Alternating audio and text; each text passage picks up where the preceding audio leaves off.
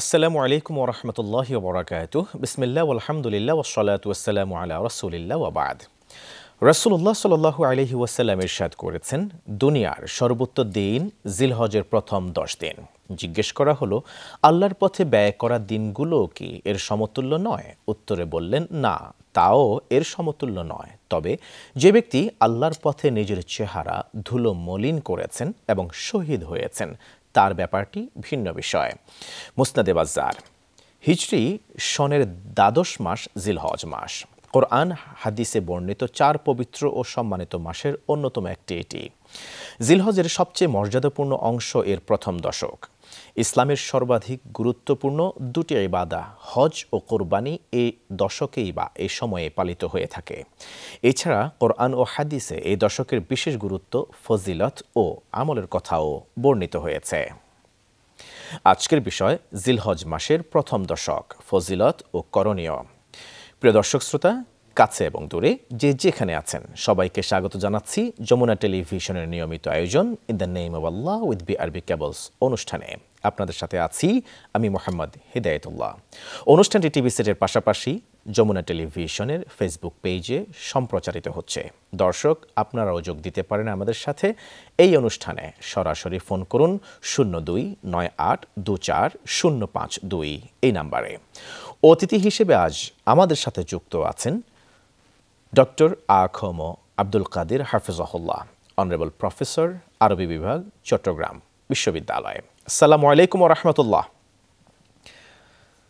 আসসালামু আলাইকুম ওয়া রাহমাতুল্লাহি ওয়া বারাকাতুহু। ওয়ালাইকুম আসসালাম ওয়া রাহমাতুল্লাহি ওয়া বারাকাতুহু। আলহামদুলিল্লাহ, আল্লাহ তাআলা ভালো রেখেছেন। আহলান ওয়া সাহলান শেখ, আপনাকে সুন্দর আয়োজনে সুস্বাগতম জানাচ্ছি।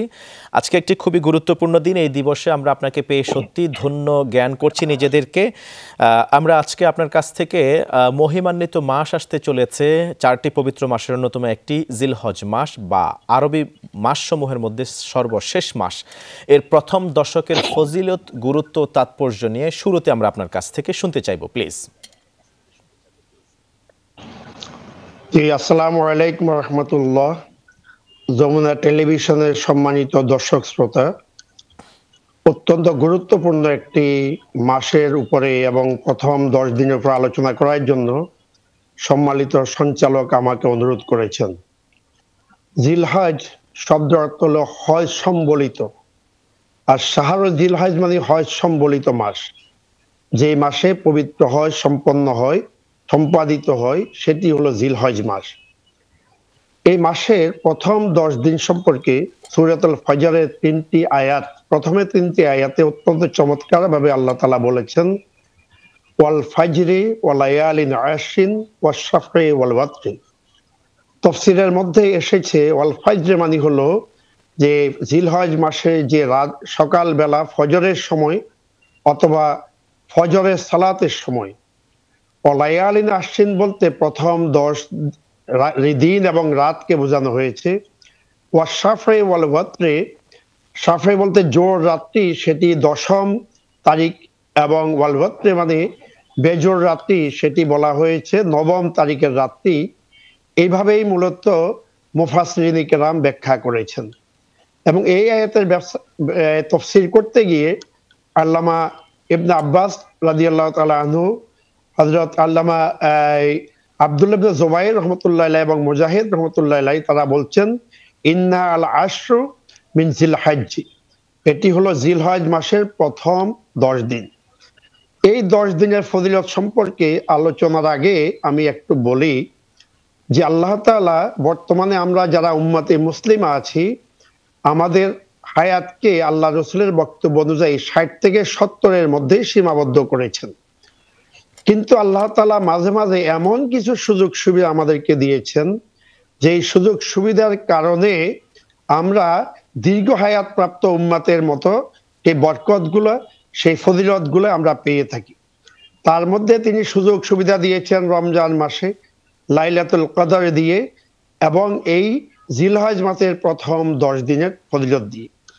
এবং এই 10 দিনের ফজিলত সম্পর্কে আমি যে কোরআনের আয়াত বলেছি, এই আয়াত ছাড়াও মুহাম্মদুর রাসূলুল্লাহ সাল্লাল্লাহু আলাইহি ওয়াসাল্লাম থেকে কয়েকটি হাদিস বর্ণিত আছে। ইমাম বুখারী রাহমাতুল্লাহ একটি হাদিস বর্ণনা করেছেন, عن ابن عباس رضي الله تعالى عنهما قال رسول الله صلى الله عليه وسلم ما من أيام العمل الصالح فيها أحب إلى الله من هذه الأيام من أيام العشر যেই হাদিসটি আমাদের সম্মানিত উপস্থাপক আলোচনা করেছেন। আল্লাহ রাসূল বলছেন যে আল্লাহর কাছে এই 10 দিনের আমল হলো অত্যন্ত প্রিয়। এবং একজন সাহাবী জিজ্ঞেস করলেন, তাহলে আল্লাহর পথে যারা জিহাদ করে, চেষ্টা সাধনা করে, তাদের অবস্থা কি? বললেন যে হ্যাঁ, তাদের থেকেও শ্রেষ্ঠ। তবে হ্যাঁ, কোনো ব্যক্তি যদি জান এবং মাল নিয়ে আল্লাহর পথে বের হয়, আসার সময় যদি সে জীবন আল্লাহর পথে শাহাদাত বরণ করে জীবন দিয়ে দেয়, তাহলে তার শ্রেষ্ঠত্ব আলাদা। এখানে আল্লামা ইবনে তাইমিয়া রহমতুল্লাহ আলাইহি এবং পরবর্তীতে সৌদি আরবের বিশিষ্ট ফকিহ আল্লামা ইবনে উসাইমিন রহমতুল্লাহ আলাইহি তারা বলছেন যে এই যে জিলহজ মাসের 10 তারিখের ফজিলত, যেহেতু আল্লাহ রাসূল বলছেন পৃথিবীর সর্বশ্রেষ্ঠ, অতএব একে বলা হয় যে রমজানের প্রথম দশকের চাইতে এটি শ্রেষ্ঠত্ব। যেহেতু পরের দিকে লাইলাতুল কদর আছে, অতএব সেটাকে এই 10 দিনের সাথে তুলনা করা যাবে না। হযরত জাবির ইবনে আব্দুল্লাহ রাদিয়াল্লাহু তাআলা বলছেন রাসূলুল্লাহ সাল্লাল্লাহু আলাইহি ওয়াসাল্লাম থেকে ইরশাদ হচ্ছে আব্দুল্লাহ ইয়ামি দুনিয়া আল-আশর ইয়ানি আশর জিলহজ্জে, যে পৃথিবীর বুকে যে দিনগুলো আল্লাহ তাআলা উম্মার জন্য বা মানুষের জন্য নির্ধারণ করেছেন, তার মধ্যে সবচাইতে উৎকৃষ্ট দিন হলো এই জিলহজ মাসের প্রথম দশক। এবং হযরত আব্দুল্লাহ ইবনে ওমর থেকে আরেকটি হাদিস বর্ণিত আছে, তিনি বলেছেন মা মিন আইয়ামিন আযামু ইনদাল্লাহি সুবহানাহু ওয়া তাআলা ওয়ালা হাব্বু ইলাইহি আল আমালু ফীহিন্না মিন হাযিল আইয়াম আশর জিলহজ ফাকসিরু ফীহিন্না মিনাত তাহলিলি ওয়াত তাসবিহি ওয়াত তাকবীরি ওয়াত তাহমিদ হাইসু ইয়াকুলুল্লাহু তাআলা ওয়া ইয়াযকুরু ইসমাল্লাহি ফি আইয়ামিন মা'লুমাত।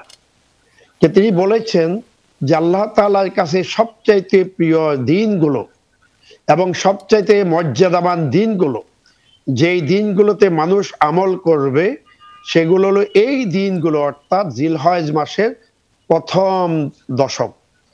এর মধ্যে এই শ্রেষ্ঠত্বের কারণ হলো এই দশকের মধ্যে যারা হজ করেন তাদের জন্য কিছু কাজ আছে, যারা হজ করেন না তাদের জন্য কিছু কাজ আছে। অনেক অনেক ধন্যবাদ জানাচ্ছি শেখ। আমরা ইনশাআল্লাহ তাআলা এই বিস্তারিত বিষয়ে জানবো ইনশাআল্লাহ তাআলা। এই দশকের শ্রেষ্ঠত্ব কেন, তার কারণ হলো যারা হজে আছেন তাদের কিছু নির্দিষ্ট কাজ আছে এবং যারা হজে যাননি তাদের কিছু কাজ আছে। আমরা হজে যারা গিয়েছেন তাদের কিছু কাজের কথা ইতিপূর্বে শুনেছি অন্যান্য পর্বগুলিতে। আজকে আমরা জানতে চাইবো যারা হজে যাননি তাদের জন্য কি কি করণীয় এই দশকে, প্লিজ। এই সম্মানিত দর্শক শ্রোতা, এই দশকের সবচাইতে বড় প্রাপ্তি উম্মার যে রাসূলুল্লাহ সাল্লামের বিদায় হজের সময় যে আয়াত নাযিল হয়েছে আল-ইয়াউমা আকমালতু লাকুম দীনাকুম ওয়া আতমামতু আলাইকুম নি'মাতি ওয়া রাদিতু লাকুমুল ইসলাম দীনা, যে ইসলাম পরিপূর্ণ দিন হিসাবে আমাদের জন্য মনোনীত ধর্ম হিসাবে ঘোষিত হয়েছে, কিন্তু এই 10ম দিনে। অতএব আমরা যারা যেতে পারবো না হজে, আমাদের প্রথম করণীয় হলো ইসলামের পরিপূর্ণ অনুসরণ।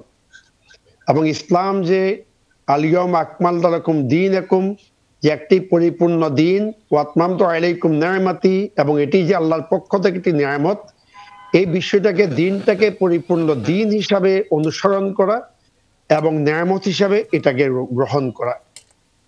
দ্বিতীয়ত আল্লাহ তাআলা যে বলেছেন যে ওয়াল ফাজরি ওয়া লায়ালিন আশরিন, যে আল্লাহ তাআলা কসম করেছেন ফজরের। অধিকাংশ মুফাসসির ফজর বলতে সালাতুল ফজরকে বুঝিয়েছেন, এবং কেউ কেউ বলছেন যে ফজর মানে হলো ওয়াক্তুস সুবহে, কিন্তু অধিকাংশ মুফাসসির বলেছেন সালাতুল ফজর।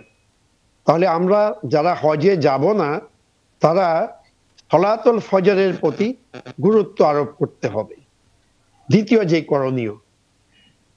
যে করণীয় সেটি হলো কাদ আফলাহা মান তাযাক্কা ওয়া যাকারা ইসমা রাব্বিহি ফাসাল্লা, যে আমরা যারা হজে যেতে পারি নাই, আমাদের জন্য নির্দিষ্ট কয়েকদিনে 9 তারিখ ফজর থেকে 13 তারিখ পর্যন্ত এখানে তাকবীরে তাশরিক রয়েছে। আল্লাহু আকবার, আল্লাহু আকবার, লা ইলাহা ইল্লাল্লাহু, আল্লাহু আকবার, আল্লাহু আকবার, ওয়ালিল্লাহিল হামদ।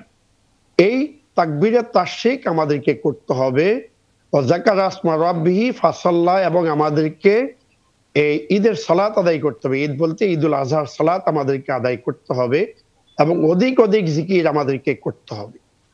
আরেকটি হলো আমাদেরকে যে কোরবানি করতে হবে, যেখানে এই আল্লাহ তাআলা বলেছেন যে ওয়াফাদাইনাহু বিযিবহিন আযীম ওয়া তারাকনা আলাইহি ফিল আখিরিন। আল্লাহ তাআলা ইরশাদ করেছেন যে আমাদের জন্য যে ইব্রাহিম আলাইহিস সালামকে যেভাবে যাবেহে আযীম, একটি মহান জন্তু আল্লাহ তাআলা উপহার দিয়েছেন, সেই অনুসরণে আমাদেরকে এটি করতে হবে। এবং এই অনুসরণটা এবং এই যাবেহে আযীমের ব্যাখ্যাতে তাফসীরের মধ্যে অনেকগুলো কথা এসেছে।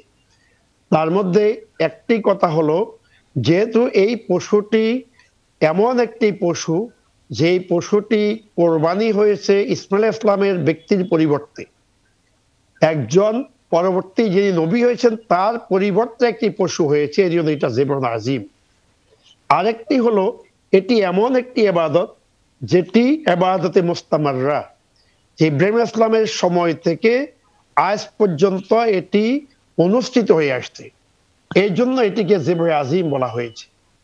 আরেকটি ব্যাখ্যা বলা হয়েছে যে ইব্রাহিম আলাইহিস সালাম নিজ হাতে এটি জবে করেছেন। আরেকটি হলো যে জান্নাত থেকে আল্লাহ তাআলা সরাসরি এই পশুটি জিবরাইল আলাইহিস সালামের মাধ্যমে পাঠিয়েছেন। তাহলে এই যে কোরবানিটা, এটিও করতে হবে। আর একটি হলো যে যত বেশি পারা যায় আমালে সালেহাত, তাসবিহ, যেমন যে আল্লাহ রাসূল থেকে যেটি বর্ণিত হয়েছে, যেটি আমি হাদিসটা বলেছি, তরজমা বলি নাই, ফাকসিরু ফীহিন্না মিনাত তাহলিল, তাসবিহ তাহলিল বেশি পড়তে হবে, ওয়াত তাসবিহ ওয়াত তাকবীর ওয়াত তাহমিদ, হাইসু ইয়াকুলুল্লাহু তাআলা ওয়া ইয়াযকুরু ইসমাল্লাহি ফি আইয়ামিন মা'লুমাত। এই নির্দিষ্ট দিনগুলোতে অধিক পরিমাণে তাহলিল, তাসবিহ, তাকবীর এবং তাহমিদ করতে হবে, যেমনি বাবা হযরত আব্দুল্লাহ ইবনে ওমর রাদিয়াল্লাহু আনহু হাদিসটি বর্ণনা করেছেন। ধন্যবাদ জানাচ্ছি শেখ। আমরা কিছু গুরুত্বপূর্ণ আমল শুনেছি, ইনশাআল্লাহ তাআলা বাকিগুলিও জানবো। আমরা এই পর্যায়ে আপনার কাছ থেকে বাকি না বলা কথাগুলি গুরুত্বপূর্ণ, সেই কথাগুলি শুনতে চাইবো, প্লিজ। Two be continued. সম্মানিত দর্শক শ্রোতা, আমি যেটা বলছিলাম যে করণীয় সম্পর্কে, যে আমরা যারা হজে যেতে পারি নাই, আমরা যারা দেশে অবস্থান করছি, তাদের জন্য কোরবানি করা অত্যন্ত গুরুত্বপূর্ণ, যাদের উপরে কোরবানি ওয়াজিব হয়েছে।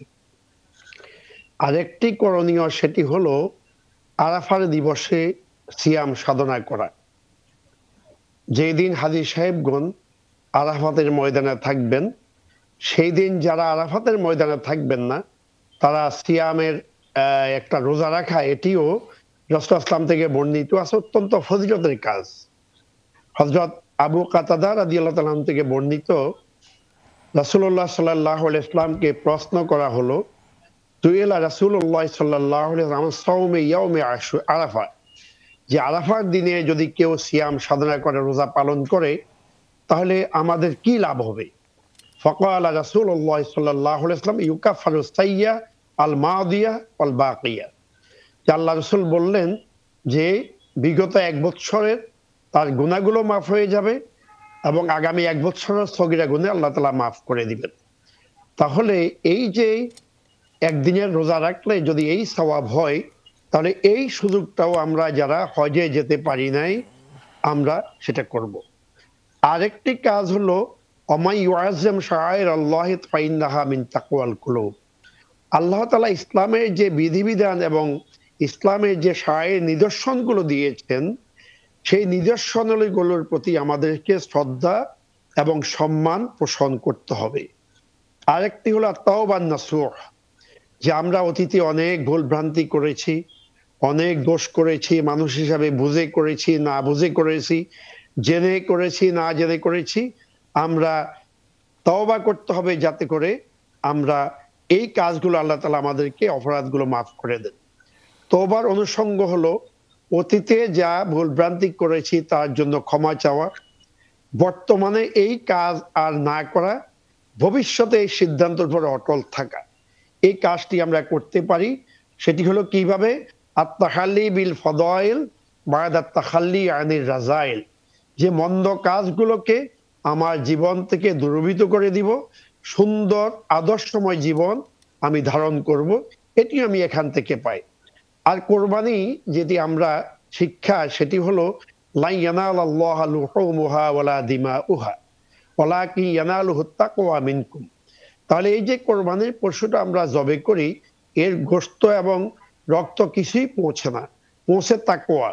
এর অর্থ হলো আমরা প্রতিটি ক্ষেত্রে আমরা তাকওয়াপূর্ণ জীবন যাপন করব, এবং আমরা যাই করব ইখলাসুল আমাল লিল্লাহ, আমাদের সমস্ত আমল হবে কেবল আল্লাহকে রাজি খুশি করার জন্য, জি, আল্লাহকে সন্তুষ্ট করার জন্য। অনেক অনেক ধন্যবাদ এই হলো- জানাচ্ছি শেখ আপনাকে, জাযাকুমুল্লাহ খায়রান। খুবই গুরুত্বপূর্ণ পয়েন্ট ভিত্তিক আলোচনা করবার জন্য, এবং 10 তারিখ এই দিবসগুলিতে প্রথম দশকে করণীয় শীর্ষক বিষয়ে আমাদেরকে নসিহা করবার জন্য জাযাকুমুল্লাহ খায়রান।